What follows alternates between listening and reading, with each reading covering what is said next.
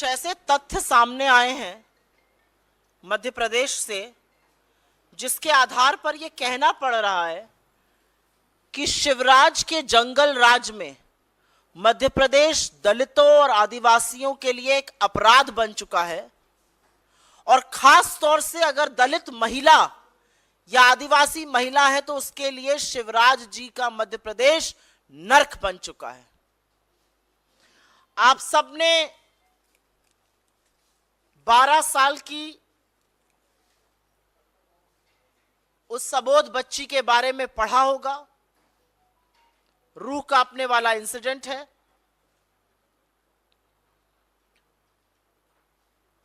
सरकार की कमी, पुलिस की निष्क्रियता के बारे में अभी हम चर्चा करेंगे, लेकिन मुझे लगता है कि सभ्य समाज में 12 साल की एक बच्ची खून से लथपथ महाकाल की नगरी में 8 किलोमीटर तक चलती रही और मदद मांग रही थी, न्याय नहीं मांग रही थी, अपने तन को ढकने के लिए वस्त्र मांग रही थी और इस सभ्य समाज ने उसको एक कपड़ा नहीं दिया। तो ये सभ्य नहीं, ये सड़ चुके समाज की निशानी है, ये पुलिस की निष्क्रियता की निशानी है। क्योंकि अब जो तथ्य सामने आ रहे हैं वो पर दर परत पुलिस की निष्क्रियता की वजह से जो अपराध हुआ है उसको खोलते जा रहे हैं। जो चुप्पी शिवराज सरकार की है वो अब सब समझ में आने लगी है। अभी थोड़ी देर पहले इंदौर के एक अस्पताल में मध्य प्रदेश के प्रभारी महासचिव श्री रणदीप सिंह सुरजेवाला जी, इंदौर के हमारे विधायक, इंदौर के जिला कांग्रेस के अध्यक्ष और महिला कांग्रेस की नेत्रियां उस बच्ची से मिली। उसकी हालत गंभीर है। वो जबरदस्त शारीरिक और मानसिक यातना और पीड़ा से जूझ रही है। उसके गुप्तांग नष्ट हो चुके हैं। उसके ऑर्गन्स का रिकंस्ट्रक्शन करना पड़ रहा है। और अब समझ में आ रहा है कि पिछले 4-5 दिन से यह षड्यंत्रकारी और रहस्यमयी चुप्पी प्रदेश के मुख्यमंत्री शिवराज सिंह चौहान की क्यों है। क्योंकि तथ्य यह सामने आ रहा है कि वो 12 साल की बच्ची, सतना की रहने वाली एक दलित परिवार की बच्ची है, जिसको लीपा पोती करके यह बताया जा रहा था कि वो उत्तर प्रदेश की है, भिखारी है और विक्षिप्त दिमाग की है। वो सतना की रहने वाली है, दलित परिवार की बच्ची है। सतना स्कूल गई थी, घर नहीं लौटी। उसके परिवारजनों ने सतना की पुलिस में जाकर एफआईआर करने की कोशिश की और यहां से पुलिस की लापरवाही और पुलिस के अपराधी होने का स्वांग शुरू होता है। सतना के पुलिस स्टेशन में बोल दिया गया कि आप यहां से जाइए, खुद ढूंढिए, हम एफआईआर दर्ज अभी नहीं करेंगे। 24 घंटे बर्बाद कर दिए गए। अगर सतना के पुलिस स्टेशन, बस स्टेशन पर, रेलवे स्टेशन पर जाकर सीसीटीवी कैमरा चेक किया गया होता तो शायद ये दुर्घटना, शायद ये दुष्कर्म, शायद ये पाप, शायद ये अन्याय टाला जा सकता था। सतना की पुलिस ने कोई कार्रवाई नहीं करी। 24 घंटे तक उनको घुमाते रहे, परिवार वाले बेचारे ढूंढते रहे। अंततोगत्वा 24 घंटे बाद एक एफआईआर दर्ज हुई। उसके बाद 2 दिन तक अखबार में खबरें आती रही कि एक बच्ची के साथ ऐसा ऐसा हो गया है। लेकिन सतना के पुलिस अधिकारियों ने, सतना के पुलिस महकमे ने यह जानने की कोशिश नहीं करी कि क्या यह वो बच्ची तो नहीं है जो गुमशुदा है सतना से। यह जानने की कोशिश नहीं हुई। आज सरकार से सवाल है, करीब 700 किलोमीटर की दूरी है सतना और उज्जैन में, 13 घंटे लगते हैं गाड़ी में सबसे अच्छे रूट से चलने में। यह बच्ची वहां कैसे आई?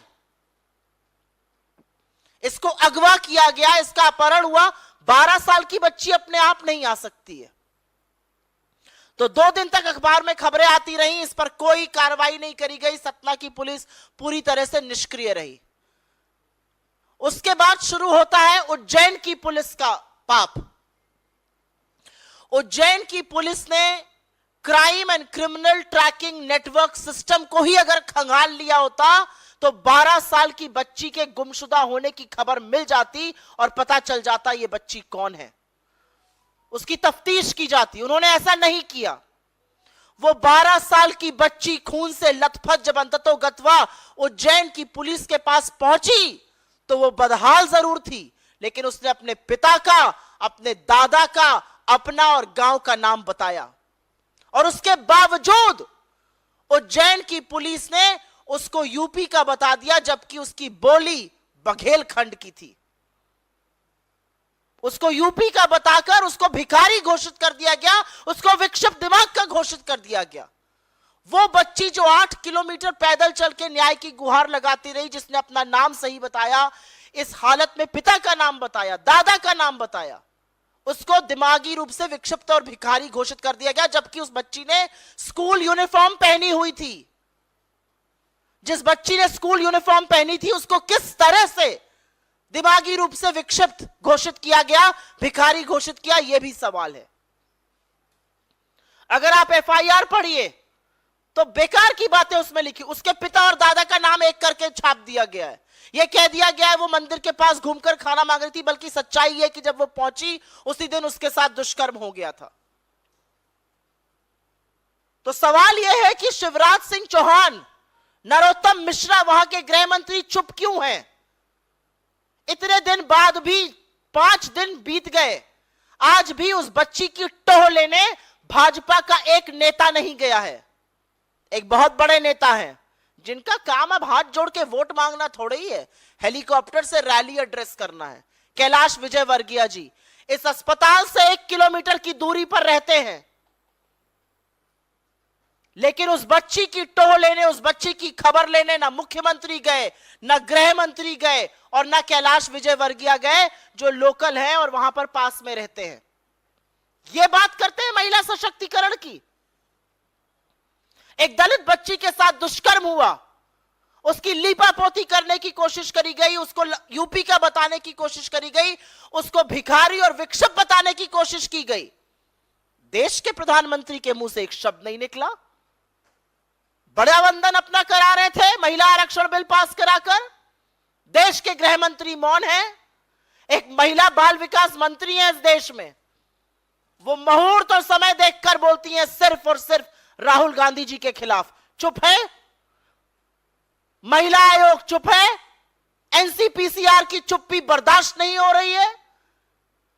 यह बाल संरक्षण आयोग क्यों चुप बैठा हुआ है?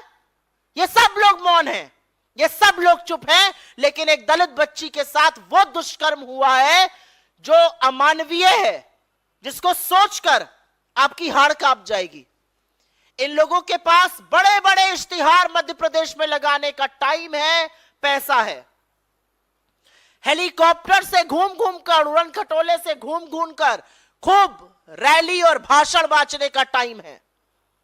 इनके पास कार्यकर्ता महाकुंभ करने का वक्त है, लेकिन इनके पास यह वक्त नहीं है कि उस अबोध बच्ची की टोह ली जा सके, उसके परिवार को सांत्वना दी जा सके, प्रशासन और पुलिस से उसके परिवार को वहां बुलाया जा सके। अंततोगत्वा अखबार में फोटो देखकर उसके दादा पुलिस में गए और उन्होंने कहा यह हमारी बच्ची है। क्यों छुपाया जा रहा है कि वो दलित परिवार की है? क्यों छुपाया जा रहा है कि वो सतना की है? क्यों छुपाया जा रहा है कि पुलिस की निष्क्रियता और पुलिस के चलते, पुलिस और प्रशासन का फेलियर है कि उस लड़की के साथ यह हुआ? अगर 24 घंटे पहले एफआईआर दर्ज हो जाती, अगर सीसीटीवी ट्रैक हो जाते, अगर वो बच्ची मिल जाती, तो उसके साथ ऐसी अमानवीय, ऐसी बर्बरता कतई ना होती। ये चुनावी महोत्सव मना रहे हैं। क्या है चुनाव? क्यों होते हैं चुनाव? चुनाव होते हैं कि वो जनप्रतिनिधि चुने जाएं जो सत्ता में आकर आपके दुख, आपके दर्द, आपकी पीड़ा, आपकी वेदना की बात करें, जो उड़न खटोलों पर घूमकर भाषण ना दें और बड़े नेता ना बने, जो उस बच्ची के लिए और उसके हक के लिए खड़े हों। चुनावी महोत्सव मना रहे हैं। ये बात करेंगे महिला सशक्तिकरण की।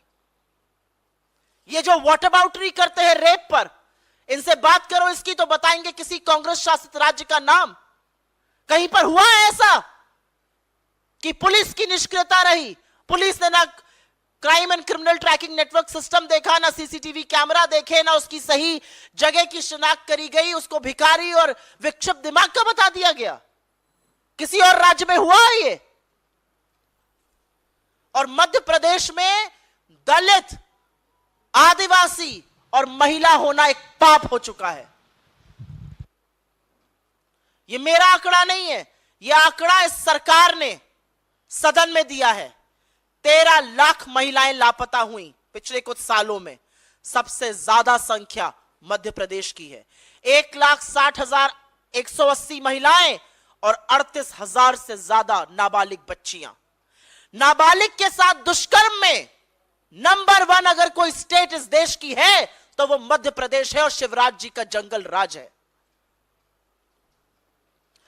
18 सालों में उनकी सत्ता रही।